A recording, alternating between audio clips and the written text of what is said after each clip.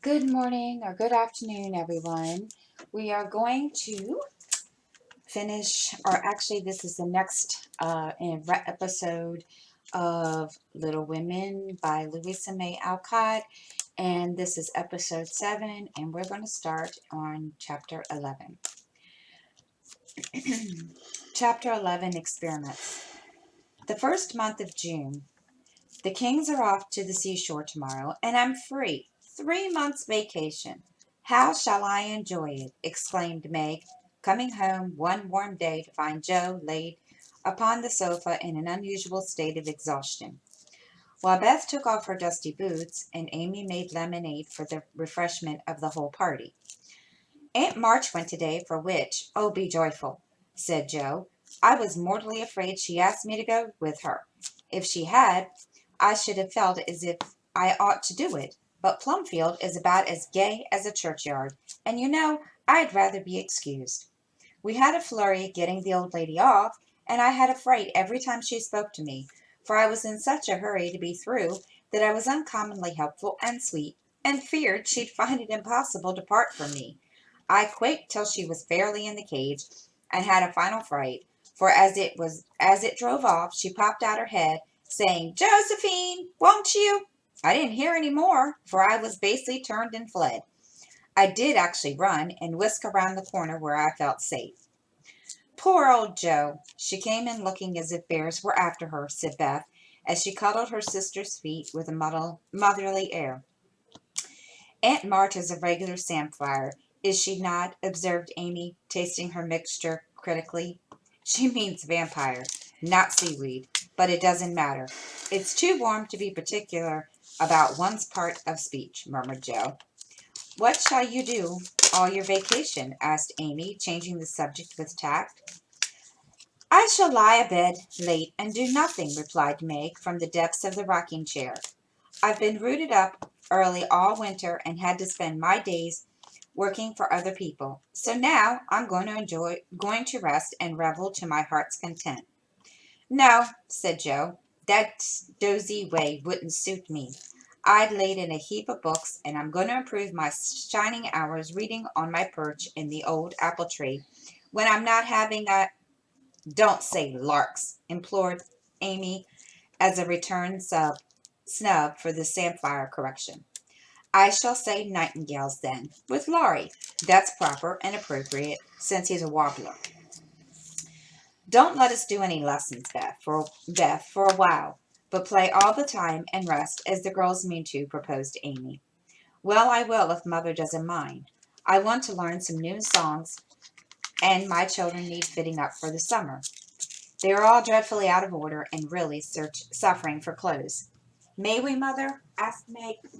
May, may we, Mother? Asked Meg, turning to Mrs. March, who sat sewing in what they called Marmy's corner. You may try your experiment for 1 week and see how you like it. I think by Saturday night you'll find that all play and no work is as bad as all work with no play. Oh dear, no. It will be delicious, I'm sure, said Meg complacently. Now I propose a toast, as my friend and partner, Sari Gump, says. Fun forever and no grubbing, cried Joe, rising glass in hand as the lemonade went around. They all drank it merrily and began the experiment by lounging for the rest of the day. Next morning Meg did not appear until 10 o'clock.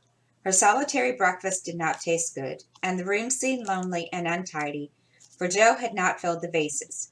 Beth had not dusted, and Amy's books lay scattered about. Nothing was neat and pleasant but Marmy's corner, which looked as usual. And there sat Meg to rest and read, which meant to yawn and imagine what pretty summer dresses she would get with her salary. Joe spent the morning on the river with Laurie, and the afternoon reading and crying over the wide, wide world up in the apple tree. Beth began rummaging everything out of the big closet where her family resided, but getting tired before half done. She left her establishment topsy-turvy and went to her music, rejoicing that she had no dishes to wash. Amy arranged her bower, put on her best white frock, smoothed her curls, and sat down to draw under the honeysuckle, hoping someone would see. and inquire who the young artist was. As no one appeared but an inquisitive Daddy Longlegs, who examined her work with interest, she went to walk, got caught in a shower, and came home dripping. At tea time they compared notes, and all agreed that it had been a delightful, though unusually long day. Meg, who went shopping in the afternoon, got a sweet blue muslin and discovered, after she had cut the breadths off, that it wouldn't wash, which mishap made her slightly cross. Jo had burned the skin of her nose boating, but got a raging headache by reading too long. Beth was worried by the confusion of her closet and the difficulty of learning 3 or 4 songs at once.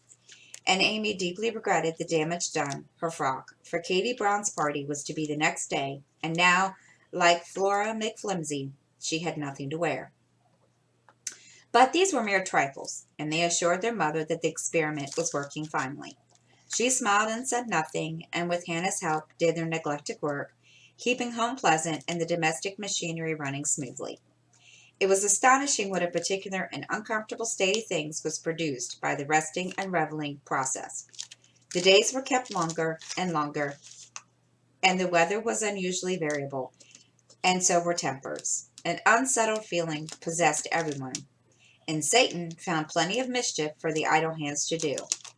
As the height of luxury, Meg put some of her sewing, and then put off some of her sewing, and then found some time hang so heavily that she fell to snipping and spoiling her clothes in her attempts to furbish them up a la Moffat.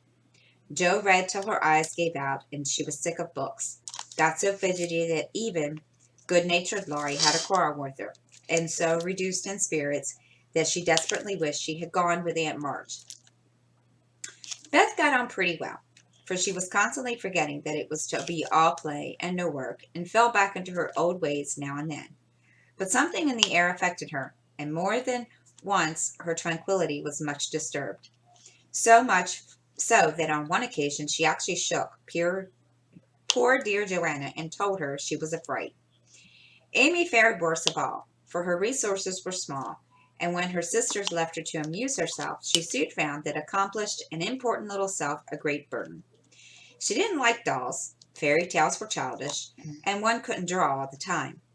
Tea parties didn't amount to much, neither did picnics, well, unless very well conducted. If one could have a fine house full of nice girls, or go traveling, the summer would be delightful, but to stay at home with 3 selfish sisters and a grown-up boy was enough to try the patience of Boaz, complained Mrs. Malaprop, after several days devoted to pleasure, fretting, and ennui. No one would own that they were tired of the experiment, but by Friday night each acknowledged to herself that she was glad the week was nearly done. Hoping to impress the lesson more deeply, Miss March, who had a good deal of humor, resolved to finish off the trial in an appropriate manner. So she gave Hannah a holiday and excuse me, and let the girls enjoy the full effect of the play system. When they got up on Saturday morning, there was no fire in the kitchen, no breakfast in the dining room, and no mother anywhere to be seen. "Mercy on us! What has happened?" cried Jo, staring about her in dismay. Meg ran upstairs and soon came back again, looking relieved but rather bewildered and a little ashamed. "Mother isn't sick, only very tired. She says she's going to stay quietly in her room all day and let us do the best we can. It's a very queer thing for her to do. She doesn't act a bit like herself, but she says it has been excuse me again. But she says it has been a hard week for her. So we mustn't grumble but take care of ourselves." "That's easy enough, and I like the idea. But I'm aching for something to do, that is, some new amusement, you know," added Jo quickly. In fact, it was an immense relief to them all to have a little work, and they took hold with a will, but soon realized the truth of Hannah's saying.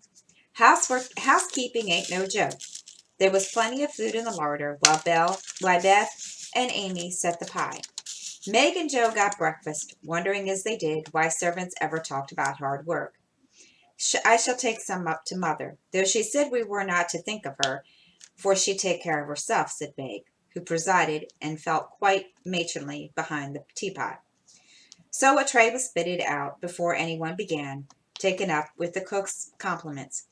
The boiled tea was very bitter, the omelette scorched, and the biscuits speckled with saleratus, but Mrs. March received her repast with thanks and laughed heartily over it after Joe was gone. Poor little souls! They will have a hard time, I'm afraid, but they won't suffer, and it will do them good, she said, producing the more palatable viands with which she had provided herself, and disposing of the bad breakfast, so that their feelings might not be hurt. A motherly little deception for which they were grateful. Many were the complaints below, and great the chagrin of the head cook at her failures. Never mind, I'll get the dinner and be servant. You be mistress, keep your hands nice, see company, and give orders, said Joe, who knew still less than Meg about culinary affairs. This obliging offer was gladly accepted, and Margaret retired to the parlor, which she hastily put in order by whisking the litter under the sofa and shutting the blinds to save the trouble of dusting.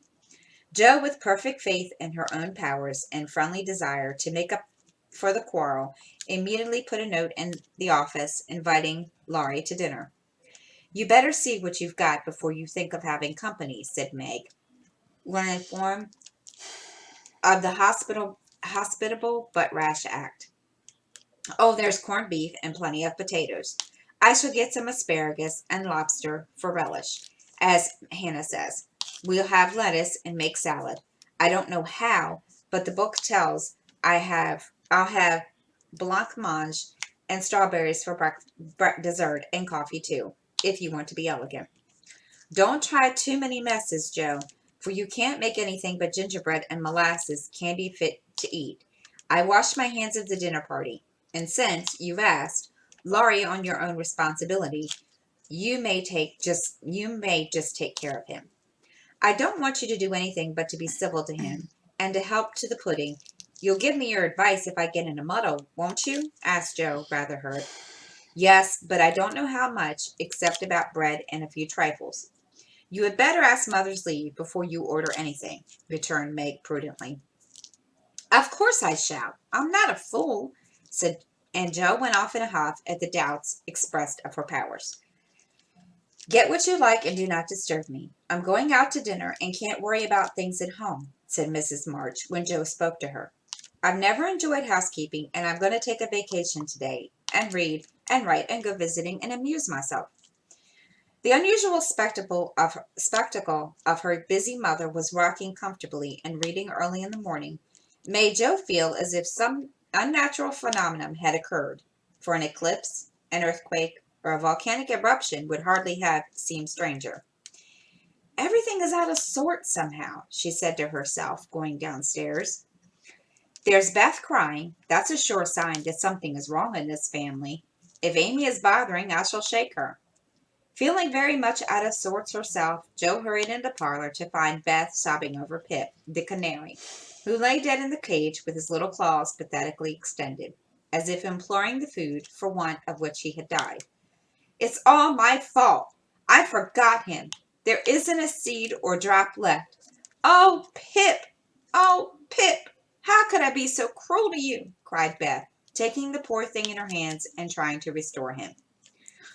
Jo peeped into his half-open eye, felt his little heart, and finding him stiff and cold, shook her head and offered her a domino box for a coffin.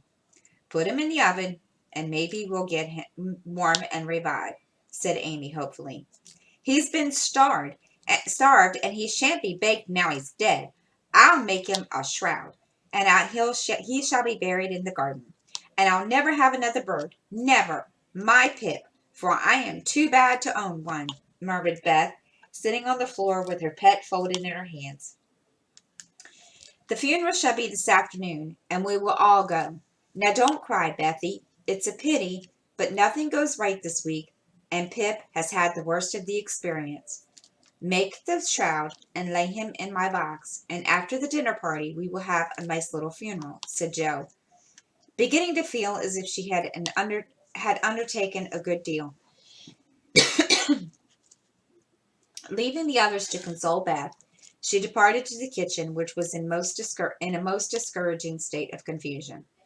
Putting on a big apron, she fell to work and got the dishes piled up, ready for washing, when she discovered that the fire was out. "Here's a sweet prospect," muttered Joe, slamming the stove door open and poking vigorously among the cinders. Having rekindled the fire, she thought she could go to market while the water heated. The walk revived her spirits, and flattering herself that she had made good bargains, she trudged home again, after buying a very young lobster and some very old asparagus and 2 boxes of acid strawberries.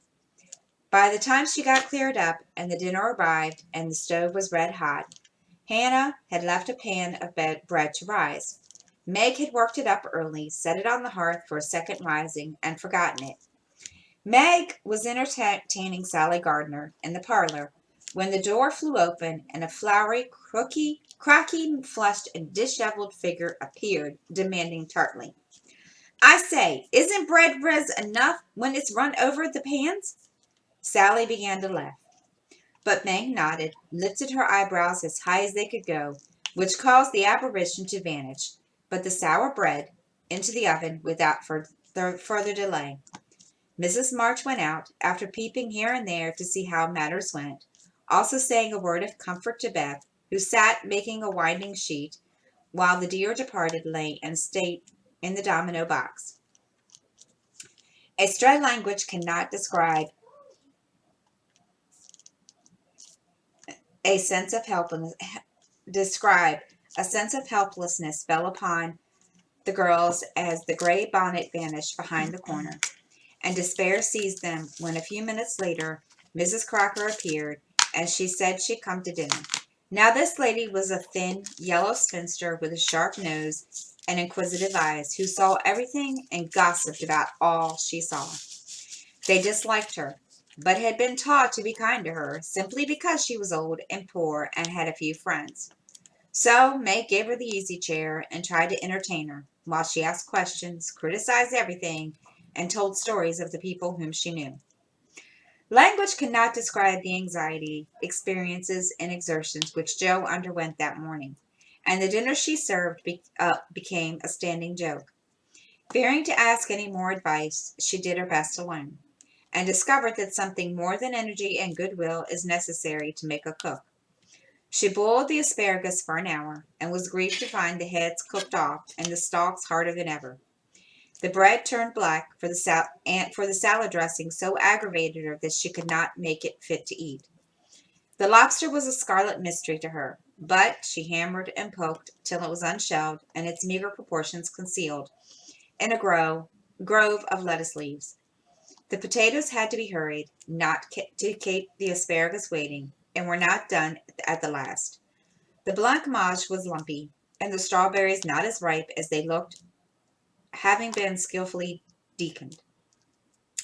"Well, they can eat beef and bread and butter if they're hungry, only it's mortifying to have to spend your whole morning for nothing," thought Jo, as she rang the bell half an hour later than usual and stood, hot, tired, and dispirited, surveying the feast spread before Laurie, accustomed to all sorts of elegance, and Miss Crocker, who was tattling tongue, would report them far and wide.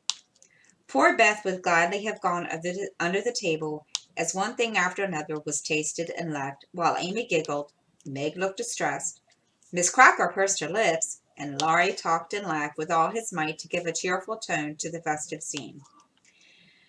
Jo's one strong point was the fruit, for she had sugared it well, and had a pitcher of rich cream to eat with it. Her hot cheeks cooled a trifle, and she drew a long breath as the pretty glass plates went round, and everyone looked graciously at the little rosy islands floating in a sea of cream.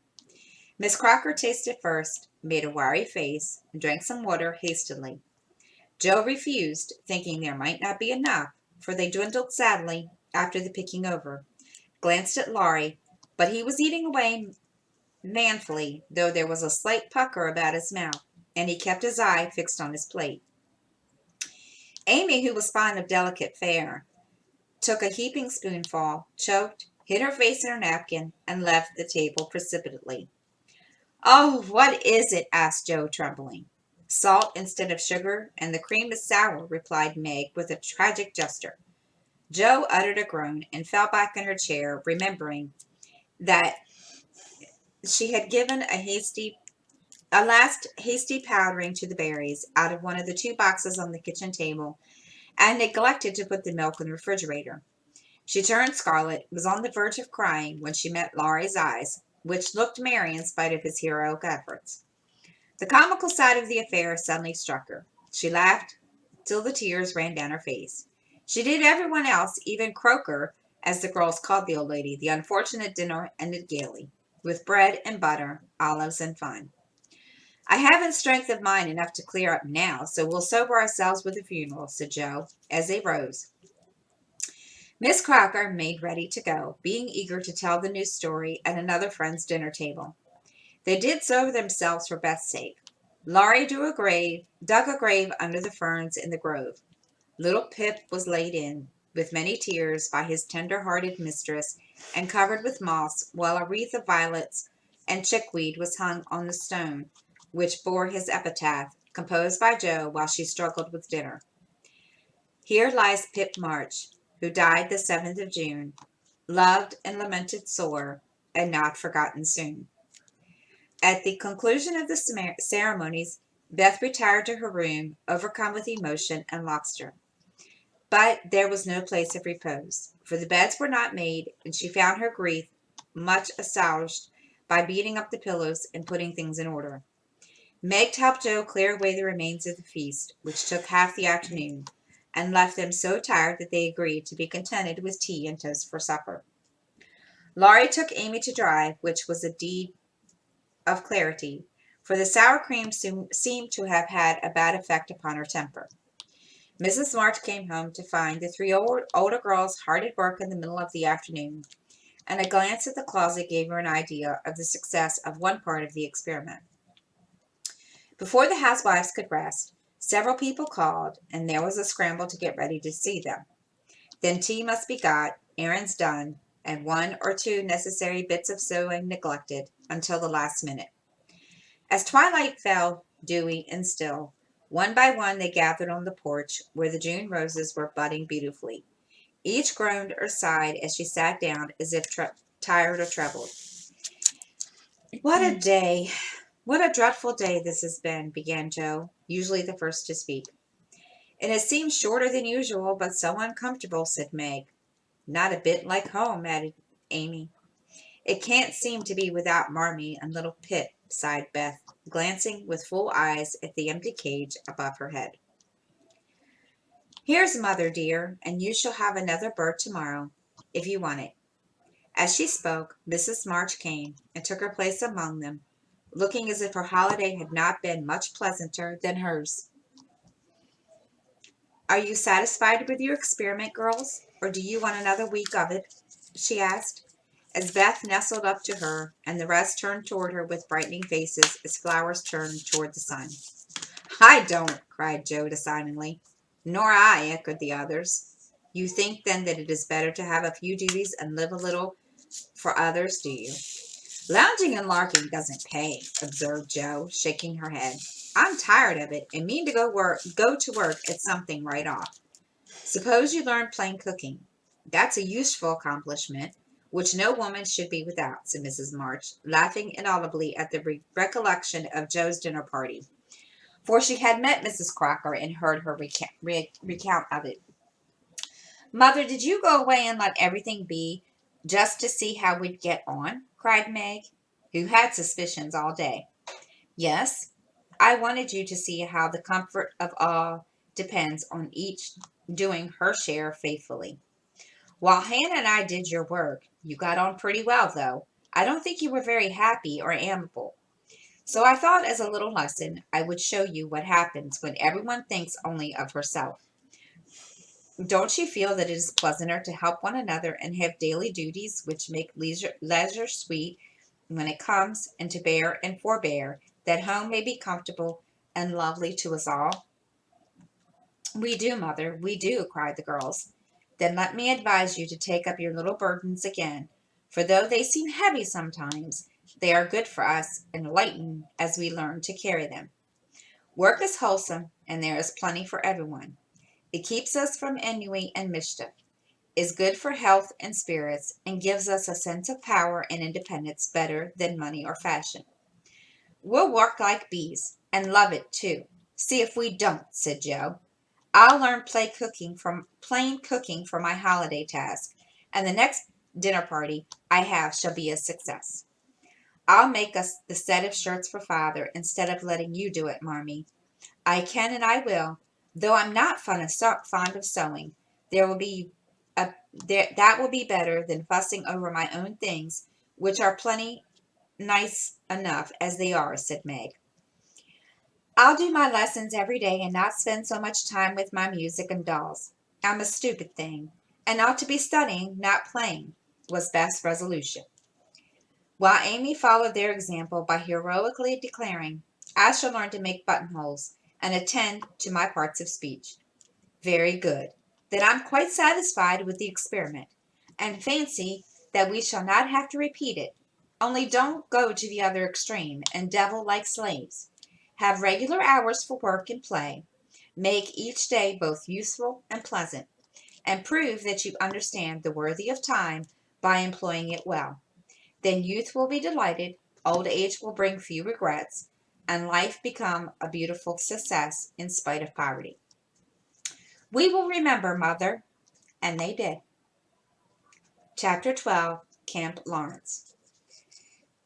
Beth was postmistress, for being most at home, she could attend to it regularly and dearly like the daily task of unlocking the little door and distributing the mail.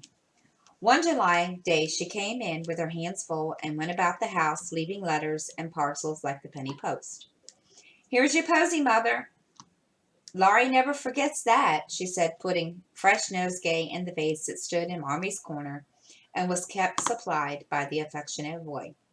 Miss Meg March, one letter and a glove, continued Beth, delivering the articles to her sister, who sat near her mother, stitching wristbands.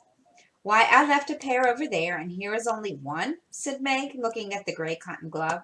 Didn't you drop the other one in the garden? No, I'm sure I didn't, for there was only one in the office.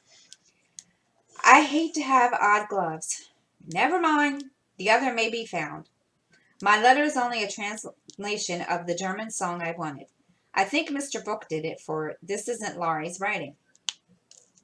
Miss March glanced at Meg, who was looking very pretty in her gingham morning gown, with the little curls blowing about her forehead, and very womanly as she sat sewing at her little work table, full of tidy white rolls, so unconscious of the thought in her mother's mind as she sewed and sang while her fingers fled and her thoughts were busied with girlish fancies as innocent and fresh as the pansies in her belt, that Mrs. March smiled and was satisfied. 2 letters for Dr. Joe, a book, a funny old hat which covered the whole post office and stuck inside, said Beth, laughing as she went to the study where Joe sat writing. What a sly fellow Laurie is. I said I wish bigger hats were the fashion because I burn my face every hot day. He said, why mind the fashion? Wear a big hat and be comfortable. I said I would if I had one, and he has sent me this to try me.